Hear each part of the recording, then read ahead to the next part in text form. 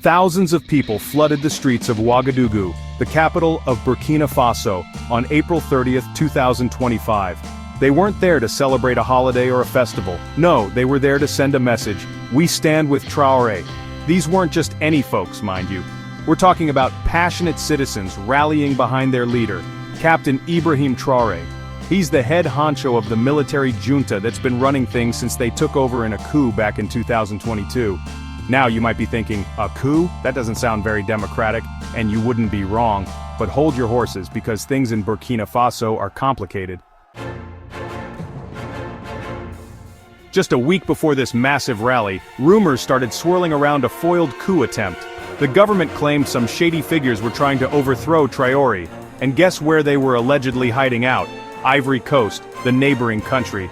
Now, we don't have all the juicy details yet. Was this a real threat or just a way for Traoré to tighten his grip on power? It's like a political thriller, folks, and we're all waiting for the next episode. One thing's for sure. This alleged coup attempt definitely added fuel to the fire, pushing even more people to come out in support of Traoré. Talk about rallying around the flag. Remember that rally we talked about? Well, it wasn't just about showing love for Traoré, it was also a big middle finger to the United States. See, earlier that month, a high-ranking U.S. military official, General Michael Langley, pointed a finger at Traoré. He accused him of dipping into Burkina Faso's gold reserves to line his own pockets. Now, people in Burkina Faso weren't too happy about that. They saw it as meddling by the U.S., a country with a bit of a reputation for sticking its nose where it doesn't belong. Protesters waved Burkina Faso and Russian flags, chanting slogans against Langley and the U.S.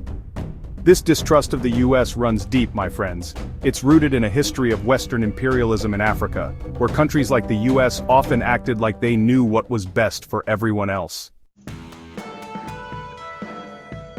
Burkina Faso's story isn't just about internal power struggles, it's also about a much bigger shift happening across Africa.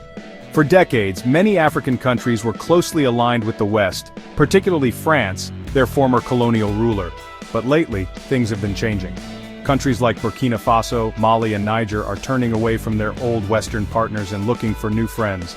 And who's waiting with open arms? Russia, of course. This shift is partly driven by a desire to break free from what many see as Western neocolonialism, but it's also about finding partners who can help them deal with some serious problems like Section 5. Trapped in conflict. The jihadist threat. Burkina Faso, along with its neighbors Mali and Niger, is caught in a deadly game of cat and mouse with jihadist groups. These groups have been wreaking havoc across the region, making life a living hell for millions of people. We're talking about brutal attacks, kidnappings and bombings. It's like something out of a nightmare, and it's pushing the region to the brink. This is one of the main reasons why Burkina Faso and its neighbors are turning to Russia. They're hoping that Russia, with its military might, can help them fight back against these groups and restore some semblance of peace. Section 6. A cry for help. Burkina Faso's humanitarian crisis. The situation in Burkina Faso is beyond dire. Imagine this, over 2 million people, that's like the entire population of Botswana, have been forced to flee their homes because of the violence. They're living in overcrowded camps, struggling to survive with limited access to food, water, and medicine. It's a humanitarian crisis of epic proportions, folks. To make matters worse, the government is struggling to provide even the most basic services to its people.